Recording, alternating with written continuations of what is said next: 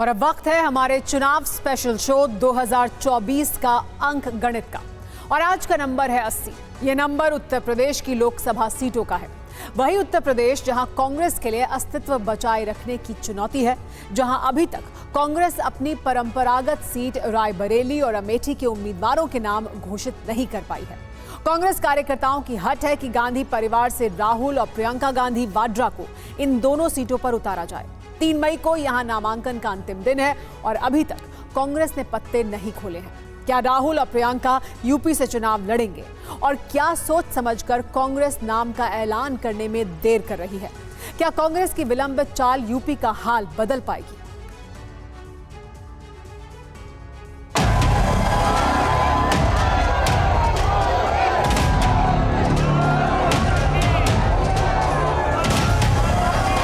कांग्रेस के नेताओं का मैंने पार्लियामेंट में कहा था कि इस चुनाव में कि कांग्रेस के नेता चुनाव लड़ने की हिम्मत नहीं करेंगे।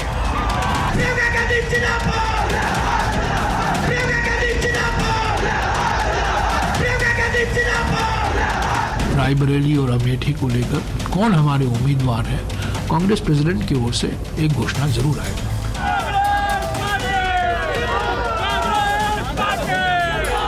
कार्यकर्ता यहाँ पे जो है, इनका भाव सबका है कि गांधी परिवार से है।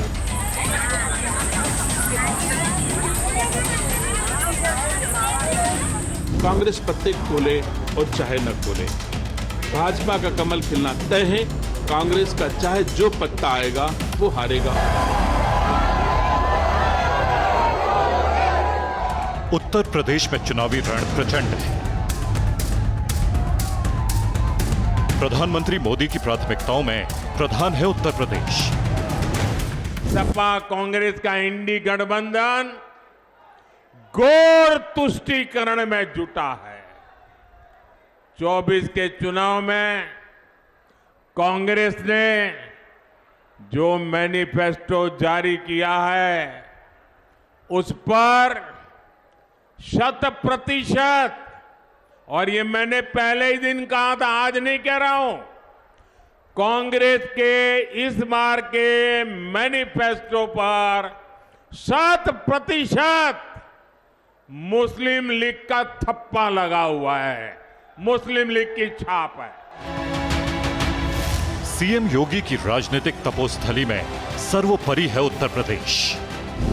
उत्तर प्रदेश के जनादेश से सीएम बन चुके अखिलेश लोकसभा में अपनी पार्टी की प्रबल स्थापना के लिए मैदान में है। उत्तर प्रदेश में अपना खोया राजनीतिक जनाधार दोबारा स्थापित करने निकली है मायावती। उत्तर प्रदेश संभावनाओं का प्रदेश है। संभावना दिल्ली में सत्ता स्थापना की, संभावना सबसे ज्यादा सीटें जीतने की। इसीलिए उत्तर प्रदेश चुनावी दलों के लिए सबसे बड़ा दल है और बल प्राप्ति के लिए बीजेपी, समाजवादी पार्टी और बहुजन समाजवादी पार्टी ने सबसे ज्यादा फोकस इसी प्रदेश पर रखा है। लेकिन कांग्रेस कार्यकर्ता लंबे समय से प्रश्न पूछते रहे कि जो पार्टी केंद्र में सत्ता की दावेदार है, जो बीजेपी के विरुद्ध एकमात्र राष्ट्रीय विकल्प है, उसका पद चिन्ह उत्तर प्रदेश के चुनावी मैदान में क्यों नहीं है? कांग्रेस शीर्ष नेतृत्व के करीबी नेता यही उम्मीद करते रहे कि गांधी परिवार के 2 बड़े चेहरे उत्तर प्रदेश में कांग्रेस की चुनावी बयार बदलने के लिए जरूरी है। हम चाहते हैं कि राहुल जी लड़े अमेठी से, हम चाहते हैं कि प्रियंका जी रायबरेली से लड़े, पर यह भी सही है कि दोनों देश भर में प्रचार कर रहे हैं, जो प्रचार कर रहे हैं, कैंपेन कर रहे हैं, कोई खड़गे जी हैं, राहुल जी हैं और प्रियंका जी हैं, तो ये भी सच है। पर कांग्रेस संगठन, कांग्रेस कार्यकर्ता सभी लोग चाहते हैं कि राहुल जी अमेठी से लड़ें और प्रियंका जी रायबरेली से लड़ें, बट ये उनका निर्णय है, उनका व्यक्तिगत निर्णय है। सीईसी ने तो कह दिया है कि हम चाहते हैं कि आप लड़ें, अभी उनको तय करना है। उत्तर प्रदेश की चुनावी बयार बदलने के लिए कांग्रेस के 2 केंद्र बिंदु हैं, अमेठी और रायबरेली। पहला केंद्र बिंदु है लोकसभा क्षेत्र अमेठी और दूसरा रायबरेली। सत्ता की प्रबल दावेदार बीजेपी ने दोनों सीटों पर अपने प्रत्याशियों के नाम तय कर दिए हैं। अमेठी लोकसभा सीट से बीजेपी की उम्मीदवार हैं मौजूदा सांसद स्मृति ईरानी और रायबरेली सीट से बीजेपी के उम्मीदवार हैं दिनेश प्रताप सिंह। दिनेश प्रताप सिंह आत्मविश्वास से भरे हैं कि जीत निश्चित है। रायबरेली के आम आदमी की कसौटी पर कैसे खरा उतरा जाता है, दिनेश सिंह भली भांति जानता है और भारतीय जनता पार्टी के कार्यकर्ताओं की शक्ति भी जानता है। आज भारतीय जनता पार्टी का एक एक कार्यकर्ता गांव की गलियों में कमल खिलाने के लिए आतुर है और मैं भरोसा दिलाता हूं देश को, देश की जनता को कि रायबरेली से नकली गांधियों की विदाई तय है। कांग्रेस पत्ते खोले और चाहे न खोले, भाजपा का कमल खिलना तय है। कांग्रेस का चाहे जो पत्ता आएगा वो हारेगा, ये मैं जानता हूं। रायबरेली और अमेठी सीट गांधी परिवार की राजनीतिक विरासत रही है। 2004 में अमेठी लोकसभा सीट से राहुल गांधी चुनाव में उतरे। 2004 के 14वें लोकसभा चुनाव में राहुल गांधी ने बसपा प्रत्याशी चंद्र प्रकाश मिश्रा को 2,90,853 वोटों के अंतर से हराया। 2009 में भी राहुल ने अमेठी सीट से जीत दर्ज की। इस बार जीत का अंतर 3,50,000 से भी ज्यादा रहा। 2014 में राहुल गांधी इस सीट से लगातार तीसरी बार सांसद चुने गए।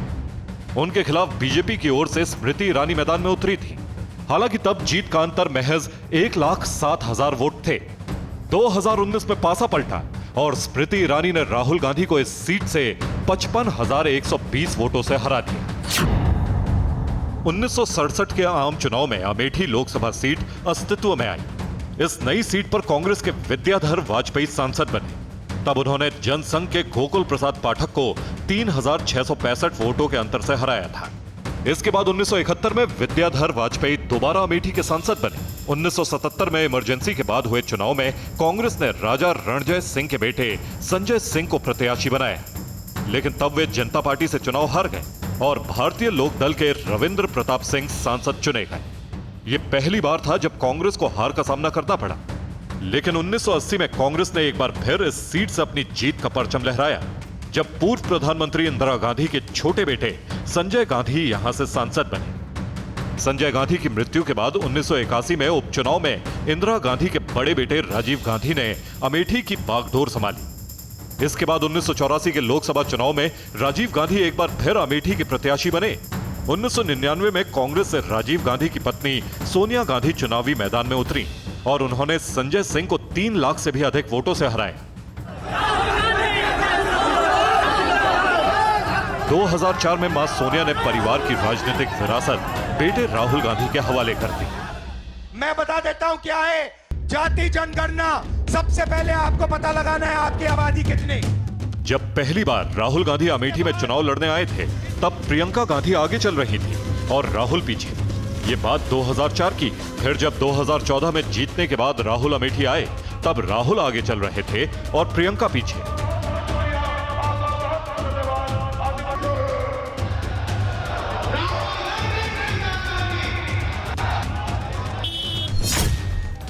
कहा गया कि अब राहुल ड्राइविंग सीट पर है। आज की तारीख में वैसे दोनों भाई बहन ड्राइविंग सीट पर हैं। और अब उत्तर प्रदेश में कांग्रेस की राजनीतिक साख बचाने का दारोमदार गांधी परिवार की वर्तमान पीढ़ी पर है।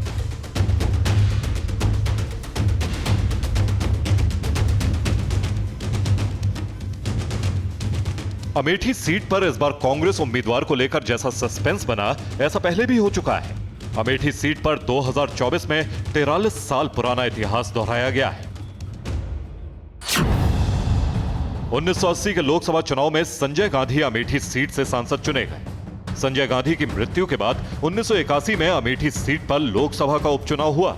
उपचुनाव में लोकदल ने शरद यादव को मैदान में उतारा था। शरद यादव अमेठी उपचुनाव में अपना नामांकन दाखिल कर चुके थे। कांग्रेस तय नहीं कर पा रही थी कि उपचुनाव में किसे उतारा जाए। नामांकन की प्रक्रिया शुरू होने के बाद राजीव गांधी के अमेठी सीट से उपचुनाव लड़ने का ऐलान किया गया। 2024 के लोकसभा चुनाव में भी कांग्रेस की यही स्थिति रही।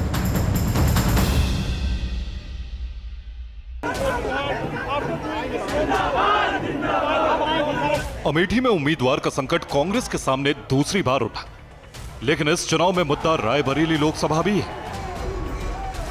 2019 में रायबरेली सीट से कांग्रेस अध्यक्ष रही सोनिया गांधी लोकसभा पहुंची, लेकिन 2024 के चुनाव से पहले उन्होंने राज्यसभा में जाना चुना और प्रधानमंत्री मोदी ने इसे कांग्रेस के डगमगाते आत्मविश्वास से जोड़कर तंज किया।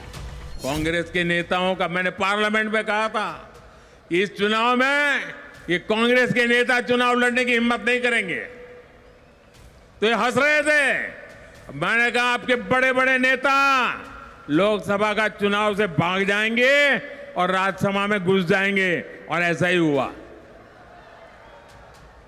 जिस सीट पर ये लोग अपना खानदानी हक समझते थे, उसे भी छोड़ करके भागना पड़ा इनको। रायबरेली सीट छोड़ने के बाद कांग्रेस में यह सवाल खड़ा हुआ कि इस सीट से कौन लड़ेगा, क्योंकि अमेठी की तरह ही रायबरेली भी गांधी परिवार के प्रभाव वाली सीट रही है। 1952 में रायबरेली सीट से फिरोज गांधी लोकसभा पहुंचे। 1967 और 1971 में इंदिरा गांधी इस सीट से चुनाव जीती।